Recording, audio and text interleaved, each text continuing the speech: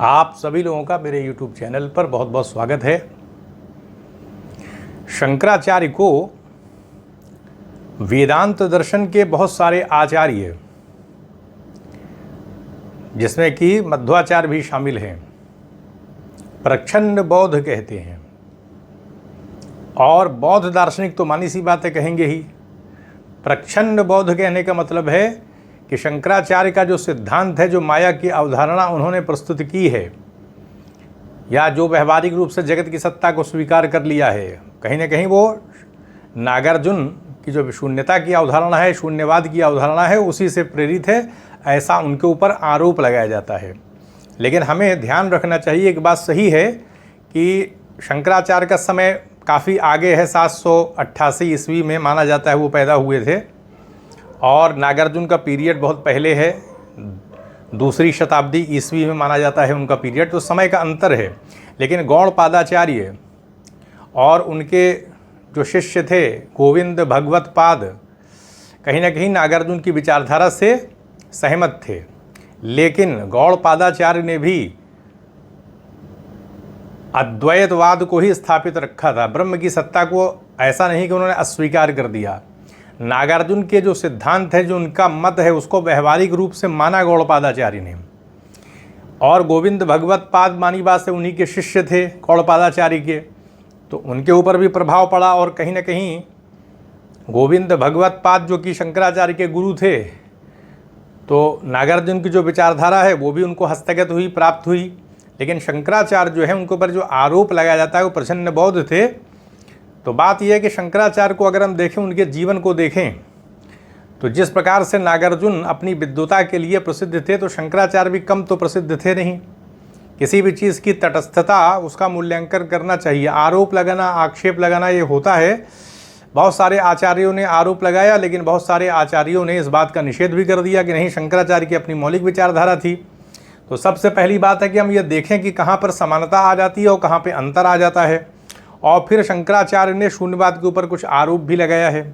जैसे शंकराचार्य का अपना ये मानना है कि अगर हम शून्यता की अवधारणा को स्वीकार कर लेते हैं, शून्यवाद को स्वीकार कर लेते हैं, तो फिर शून्यवाद का सिद्धांत देना भी संभव नहीं होगा। किसी न किसी ऐसी चेतना का होना ज़रूरी है जो ज्ञान प्राप्त कर सके, क्योंकि ज्ञान जो होता है उसको प्राप्त करने वाला तो कोई होना चाहिए। अगर ज्ञाता की सत्ता नहीं होगी तो ज्ञान की संभावना भी समाप्त हो जाएगी और शून्यवाद का सिद्धांत देना भी संभव नहीं होगा।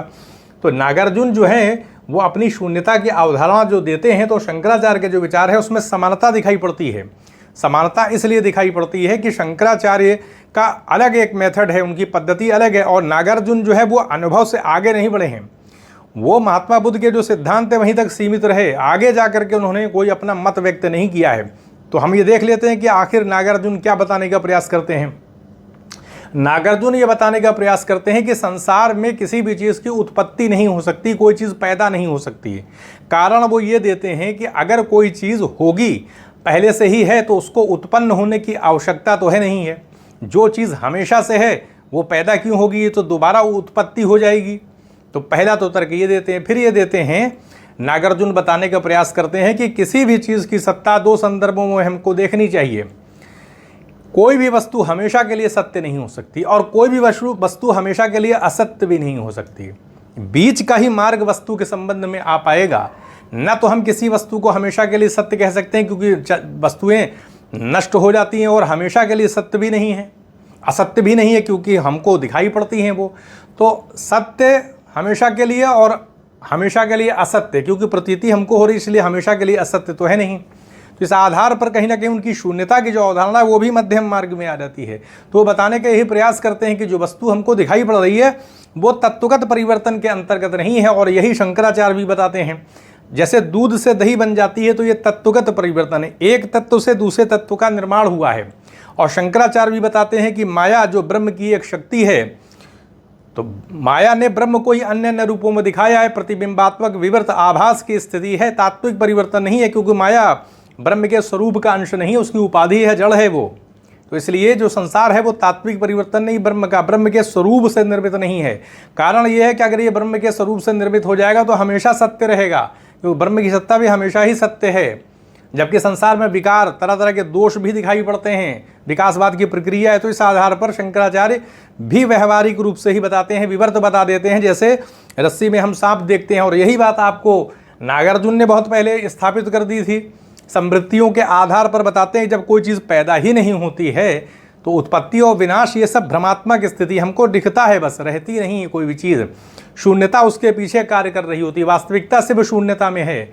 शून्यता जो कि मध्यम मार्ग है, हमेशा के लिए किसी चीज़ का सत्य होना और हमेशा के लिए असत्य होना, इन दोनों जो मत हैं उनका निषेध कर दिया गया। शून्यवाद का मतलब है मध्यम मार्ग, बीच की अवस्था। तो इस प्रकार से अगर हम देखें तो किसी भी वस्तु का कोई स्वभाव जो है नागार्जुन के हिसाब से निश्चित नहीं हो पाएगा, इसलिए कि प्रतीत समुत्पाद के सिद्धांत पर कारण कार्य की श्रृंखला से चीज़ें पैदा हुई हैं। कोई ना कोई कारण होगा, उससे किसी न किसी चीज़ की उत्पत्ति होगी, और कोई भी वस्तु होगी वो किसी न किसी से उत्पन्न है। तो इसलिए सापेक्षवाद का सिद्धांत यानी सापेक्षता की स्थिति दिखाई पड़ती है। तो सापेक्षवाद भी नागार्जुन का सिद्धांत जो शून्यता है उसमें सापेक्षता की स्थिति दिखाई पड़ती है। सापेक्ष होती हैं चीज़ें, एक दूसरे की अपेक्षा रख करके पैदा होती हैं, और यही बात आपको दिखाई पड़ेगी। शंकराचार्य के भी मत में उन्होंने बताया व्यवहारिक रूप से ही जगत सत्य है, अनिर्वचनीय है, मिथ्या है। और नागार्जुन ने भी बताया कि समृद्धियों के आधार पर सिर्फ प्रतीति होती है, वास्तविकता कुछ भी नहीं, वास्तविकता शून्यता में है।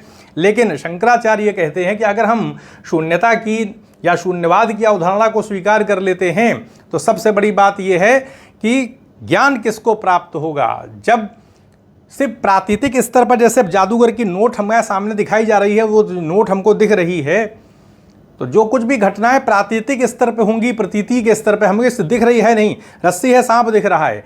तो सवाल यह है कि ज्ञान प्राप्त करने वाला जो संसार में ज्ञानात्मक स्थिति दिखाई, ये कैसे संभव होगा। ज्ञान प्राप्त करने वाले का होना आवश्यक है। अगर हम इसको स्वीकार नहीं करेंगे, किसी ज्ञाता को स्वीकार नहीं करेंगे, तो शून्यवाद का सिद्धांत देना भी संभव नहीं होगा। तो इस आधार पर बताते हैं कि आत्मा की सत्ता को स्वीकार करना आवश्यक है, और वो आत्मा ही ब्रह्म है। ये उन्होंने बताया कि एकमात्र ब्रह्म की सत्ता है। शून्यवाद का जो सिद्धांत है वो उसी आधार पर शंकराचार्य रिजेक्ट करते हैं कि ज्ञान की फिर जो संभावना है वो समाप्त हो जाएगी विवर्त आभास में, क्योंकि समृद्धियों के आधार पर जो चीज़ें प्रतीत हो रही हैं, तो समृद्धियाँ जो हैं वो तो सिर्फ प्रतीति हैं, एक तरह से भ्रमात्मक स्थिति के लेते हैं। भ्रम है, रस्सी हमको दिख रही है, सांप की स्थिति। तो इस आधार पर अगर हम संसार को प्रातीतिक स्तर पर स्वीकार कर लेंगे तो उसमें क्या हो जाएगा कि ज्ञाता की सत्ता कहीं ना कहीं लुप्त होने लगेगी, उसकी सत्ता स्थापित नहीं हो पाएगी। और शंकराचार्य कहते हैं ज्ञाता का होना आवश्यक है, इसीलिए वो माया की अवधारणा देते हैं कि जिससे संसार भी क्या है वो व्यवहारिक रूप से सत्य हो पाता है, और कहीं ना कहीं एक आत्मा की सत्ता भी स्थापित रहती है, ज्ञान भी संभव हो जाता है। यही अंतर आ जाता है शंकराचार्य नागार्जुन में। संसार के संबंध में अगर देखा जाए तो नागार्जुन की जो विचारधारा है वो प्रतीत समुत्पाद के आधार पर व्यवहारिक रूप से ही प्रतीतियों को, समृद्धियों के तौर पर बस प्रतीति हो रही, जैसे हम रेगिस्तान में जल देखते हैं वहाँ प्रतीति हो रही लेकिन वहाँ जल होता नहीं है, वैसे ही अगर ये संसार मान लिया जाएगा तो शंकराचार्य कहते हैं ज्ञान किसको प्राप्त होगा। और यही शंकराचार्य जो है अपना मत इसी प्रकार से व्यवहारिक रूप से देते हैं अपना मत।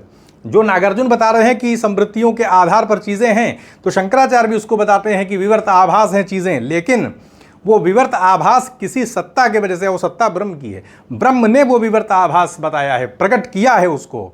जबकि नागार्जुन की विचारधारा में वो शून्यता आ जाती है, जो कि हमेशा के किसी चीज़ का सत्य ना होना और हमेशा के लिए किसी चीज़ का असत्य ना होना, ऐसे में ब्रह्म की सत्ता कहीं कहीं निषेध होने लगेगा, और ये शंकराचार्य को स्वीकार नहीं है। यही अंतर जो है वो आ जाता है। शंकराचार्य जो है वो माया यानी ब्रह्म को आधार बता देते हैं इस पूरे संसार के विवर्त रूप होने का, और जबकि नागार्जुन शून्यता की अवधारणा दे देते हैं, और उसमें शंकराचार्य दोष बताते हैं कि शून्यता की अगर हम स्थिति स्वीकार कर लेंगे तो ज्ञाता की सत्ता नष्ट होने लगेगी, आत्मा की सत्ता का लोप होने लगेगा, ज्ञान प्राप्त करने वाली की सत्ता होना आवश्यक है। तो यहीं पर अनुमति दे, चैनल को सब्सक्राइब भी करें, शेयर भी करें। आप सभी लोगों का बहुत बहुत धन्यवाद।